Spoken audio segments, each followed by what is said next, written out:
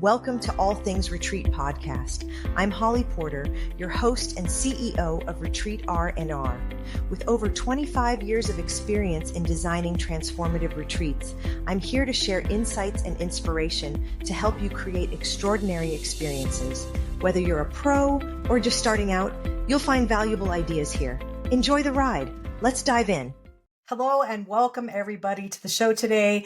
We're going to dig right in, talking about more ways that we can do retreats, have retreats, about retreats. You know, everything we talk about here is all things retreats. And my guest today has some great perspectives to lean into us. So I hope you lean into us as well and listen in for Kirsten Rudberg, because she grew up overseas in both Guinea, I probably said that wrong, South America, as well as Lahore, Pakistan. It was only later that she understood that her childhood dramatically shaped her in ways that she did not expect. They even have a wiki entry for kids like Kirsten, a third culture kids. So I want to talk about that. And let me tell you, she fits it to a T. Kirsten lives in an enchanted life, and besides for being a creative and author, she also has animated series on YouTube called Murder of Two, about two crows who sit on a line and observe humanity, as well as multiple other projects that she's working on right now. So welcome to the show, Kirsten. Oh my gosh, Holly, thank you. I'm so excited to be here. Well, we're excited to have you. Tell me the name I butchered, where you grew up. Oh, yeah, Guyana, South America, and then Lahore, Pakistan. Okay. Yeah. Yeah, they're not like clarify normal those. names. I love the intriguing part about the birds. You gotta tell that story. Oh, the Murder of Two podcast or Murder of Two Yeah. animated series? Yeah. Well, I am a creative person and I have been since I was a kid, but my childhood was not a happy one. It was really challenging. I had to pack away a lot of what kids normally do. And so it wasn't until later when I started getting my Master's of Divinity, and they did a whole psychological profile of 700 questions to me, and I answered it. And the gentleman with all my results came back and said, "Hey, guess what? Your first thing that you are is artist." And I thought, are you joking? No way. It can't be that, because what artist is a bad word. It was a bad word in my family. You can't make a living. You can't, do anything with your life. And so it was just a revelation, but even that just broke something open in me, and it kind of gave me permission to go ahead with all these ideas I'd had for years but had been stamping down. So, I started with some other projects, but Murder of Two is about two crows. They sit on a line, they observe humanity and comment on it. It's a dark comedy. Each one is 2 to 3 minutes long. But the first one I wrote in response to the death of George Floyd. And I just, the horrifying nature of it. And I just reflected on in our society how so much is so disposable, whether it's other human beings, the environment, animals. And I just thought to myself, I feel compelled to really get out there and make a comment on this because it's breaking my heart. How can I do it in a way that people will want to reflect on? And so I didn't directly engage his death, but there is a statement in it inside that first episode that's about George Floyd. But I also comment on, Oliver Cromwell and how he, his severed head was carried through England. I mean, each episode has something different that's comedic, but also says something about us as people. And it wasn't until later that I realized, oh my gosh, this is just me working out maybe what God is thinking, looking down at us. Why do they keep making the same mistakes? That is a great question. And I'm still trying to figure that out. Yeah. Well, when you said 700 questions, wow, that's to me a major personality profiling. I mean, you can learn a lot about yourself if you answered 700 questions. I think that's pretty cool. I'd love to know, have a copy of those. Like that would be really, do you remember what it was at all? Well, I can actually find out for you, and I'll send it to you. Yeah. I know one of them was the Myers-Briggs test. Yes. And really what, the school wanted to know, what's your personality? How do you engage with so many things? But are you in the right program? And so he came back and said, "You're actually in the wrong program. I was getting a master's of divinity." He said, "You should, based on these, be getting a master's of theology," which is a more philosophical way to engage. But I knew, I just absolutely knew no, that's not the path. I'm supposed to get an MDiv. And I said, "Thank you for your, what you've said. I'm grateful, but I'm on the right path and I've chosen the correct one." I don't know why, but the universe, God, spirit is just my heart. My heart is saying no, Master of Divinity. And you still think you made the right decision? Absolutely. I mean, I just actually went to a homecoming game at University of Illinois Champaign-Urbana a few years ago and met up with a bunch of girlfriends. Now, I am older, okay? So it was a long time ago that I went to college. And all these girls looked at me and they were like, so in school, no one could say my first name, which is Kirsten. Everyone could say my last name, Rudd. So on campus, I was known as Rudd. So certain people still call me Rudd. So they all came up to me and they said, "Rudd, I mean, you were the last person that I would have thought will get a master. Like, how did this even happen?" And it's so difficult because I was known as a little bit of a wild child in college. It was the first time I'd had any freedom. And I'd grown up in a house that was so stressful and intense. It was the first time that I was allowed to kind of figure out who I was. And so, I mean, they were just completely flabbergasted that I got a Master's of Divinity. And I said, "It's a really hard thing to explain to you. And I think I'm still figuring it out." So yeah, I'm still a little wild, just not like college wild. Well, we all have our wild times, right? I got married so young. I didn't get to have my wild time until probably between my first divorce. Then I like let it loose. And it was like 6 months, maybe or less. It's just like whatever. This isn't as fun. I'd rather be a mom. So Right. Right. funny. But I love that you listened. So what I heard you say is that you didn't you did this 700 question thing. They shared where you should go, what you should be doing, right? All the shoulds. And you stood your ground and said, "No, I'm in the right place. I know." You listen to your intuition, you listen to your gut. And I think so many people, they care about other people's opinion too much, maybe more than they should. And I love that you did that. You want to speak on that at all? Yeah. I mean, quite honestly, I really do feel that. So I shut down my heart for so long and my intuition because I was just literally trying to survive as a child in a house that was really dysfunctional and painful. And I was the eldest. My brother and sister, we were all struggling, including my mother. It was so insanely stressful. I can't even emphasize that enough. So when they came back and said, "You're an artist," I just thought to myself, "Oh my goodness, I've been given permission," and then started the relationship with my heart because I'd been denying it for so long, denying who I was, not listening to it. That permission ushered me into a whole new adventure of getting to know who I am, but not only that, my heart. And my heart is always, and this is so everybody says this, but it's something that's really interesting. I always describe my heart as this strange little alien that lives in my chest and it kind of knows what's good for me, even though I'm thinking, "Oh gosh, that other thing is really attractive." My heart's like, "Nope." I have a very, very, my heart nags me, okay? It's like a monkey on my back. And there are times when I'm like, the heart's like, "Here's your path." So what I call it is right path. The heart's like, "Here's your path." You can feel it. You know it feels right. But then I'm distracted over here by this shiny thing. I'm like, "Oh, look, a chicken." But then my heart's like, "No, if you want to live a true life, a life that is filled with integrity, one in which you can be of service to others, you need to show up for these certain things, events in your life. You need to show up. You need to be in your integrity. You need to be intentional. No ego, no ego. My part in this life is to step up for others, help them find their dreams. Whether it's me giving them a pep talk or me introducing them to someone who's going to help them achieve their goal. I'm just here to be a steward, to usher people into the dreams and to make this world a more beautiful place. And I kind of love it. It's my way of being of service. Yeah.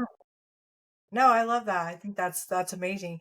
So I would say, yeah, that's definitely a superpower that you have. But Also, how did you discover creativity was one of those for you? Oh gosh, are you kidding? I mean, again, like a nag, my creativity, those ideas. So it's really funny. You have to know that just recently, I took care of my mother for 6 months and then came back to Santa Fe, New Mexico, and cleaning out my storage unit, discovered my mother's journal from when up to when I was 3 years old. Oh, wow. And you want to talk about the revelations contained within that are still healing my heart, because this happened about 5 weeks ago. It has been a really rough 5 weeks, but I'm talking about discovering who I was then that is allowing me to know who I am still today. And so, one of the funny things she wrote, and I get teased by my friends all the time about this, she said, I was 2 years old, and she said, "You keep walking around saying, I have an idea." And she said, "You don't even know what that means, but you are just so certain walking around saying, I have an idea." And whenever I tell my friends that now, they just start laughing because they said, "You are that person. When I come to you with something, or that you still say, I have an idea, and you've got 5 ideas for me of how I can change what the path I'm on or another tack I can take." And I thought it was a revelation to me. You want to talk about a heart healing moment? It was like I had met myself for the first time. And I understood where it came from. Even at 2, I was saying, oh my goodness, this is me, take it or leave it, but I have an idea. And so I kind of use those ideas to maybe coach people or help them to go in the right direction. I don't charge people money. I just feel called to show up for people and maybe give them other ways to consider. So all that to say, my artistic capacity is, I have an idea. I have so many ideas and they're on my phone and I haven't gotten to them yet. But as we all say, they're a work in progress and I'm a work in progress, and I'm hoping to bring them all. I mean, I'm like belabored by ideas. It's kind of annoying. I love it. I love it. So, okay, I was thinking of a question for you when you were saying that. How do you support others? Like, what does that look like? Well, one of the things people say about me in Santa Fe is that I know everybody. And, I'll bump into someone and they'll say, oh, I'm trying to do this. I have this idea. And I'll say, I know exactly who you should talk to. So I'll introduce people to each other. I've also become somewhat of like a maven after this, I have a meeting with someone. They want to start a podcast with the minister of their church to do these beautiful little blessings for people. And they said, can we meet so you can tell me your process, help me to just understand the whole thing. So I've helped a lot of people launch their podcasts just by giving advice, because I think it's important. It's a way that you can keep the beauty going in the world, is to help other people and just show up. I would like to be paid for various things, but it's not, I think I want to show up authentically and with a generous heart. And so I don't want to be paid for this. I mean, beauty should be free in most respects. Like, we should be all bringing beauty freely to lots of people. And then, if someone needs an illustrator, I have my 3 books and I hook them up with an illustrator from one of my books. Or if one of my illustrators is having a mental health crisis, which just happened, I just say, you know what? There's no rush. You take your time, take care of you. You come first before anything else. Who cares about my project? Take care of you. So there's like lots of levels of kind of helping people and being there for them. Well, why don't you give us the audience, let's give them the name of your podcast and your books and maybe where they can find them. I know I'm so ridiculous. I'm the worst at talking about myself. So my podcast is Bite-Sized Blessings. It's BYTE. I started it when the pandemic started, because when I graduated from seminary, there were no jobs. And it's meant to be a podcast that lifts people's hearts, reminds the world that there is magic in the world, that things happen that are inexplicable, that we can't understand. And it's meant to give them faith in the world, that the world is intentional, that it's co-creating with us, that it wants us to buy in to the world and create beauty for other people. So it's BYTE, and I interview everyone under the sun about inexplicable things that have happened in their life. And then I'm rewriting the Peter Rabbit book series. It's darker, it's for adults. The first one is called A Tale of Two Rabbits, and it has a skinned rabbit on the cover. It's going to turn out to be a 13 to 14 book series. But Wow. each one is reflecting on what we're doing. So the first one is directly about the environment and McGregor tearing up the woods and killing the animals and chasing them away. The second one is I back off. It's a more fun one. The Nuts Guts. It's a rewrite of Squirrel Nutkin. He's going to be the trickster in the series. The third one is called Boom Chicka Meow Meow, and it's a rewrite of The Tailor of Gloucester, and it's about a cat who runs a sweatshop. And so basically, it's talking about human trafficking, sweatshops, how human bodies are disposable, just like that's happening in our world. And you can find them at George R. Martin's bookshop, Beastly Books in Santa Fe, New Mexico. Find them online. And they come with stickers and other fun things inside them because I want it, I want people to be confronted by things, but I also want them to feel like it's fun too. I'm all about fun. Oh, me too. My motto is if it's not fun, I'm not doing it. It's got to have some kind of that aspect involved, or I don't want anything to do with it. Yes, I agree. perfect. That's why That's the you and I get creative along. side too, don't you think? Creatives are fun. Absolutely, yes. Yes, yes. Oh, Yeah. no doubt. It's really difficult to actually be legitimately fun unless you're connected to source, unless you're connected to this deep understanding that this world wants to have fun with you and that you're only a channel. And so if you can bring fun to other people, that's the greatest gift. I agree. So let's shift and talk about retreats a little bit here, since a lot of our listeners are retreat leaders, whether they're new or established and done it for years. I think we get all kinds that want to know. We always can learn, and we always can learn from others. And so, what does the word retreat mean to you? Oh my gosh. Okay. So I visualize things. So when people say words, I see things. So retreat for me is, and I also love science. So you have to know this. So that's where I'm coming from with this. So there is within science and quantum mechanics. I mean, there is this field out there that permeates all of us. It's like a fish swimming through water. The fish don't know the water is there. It's just what is.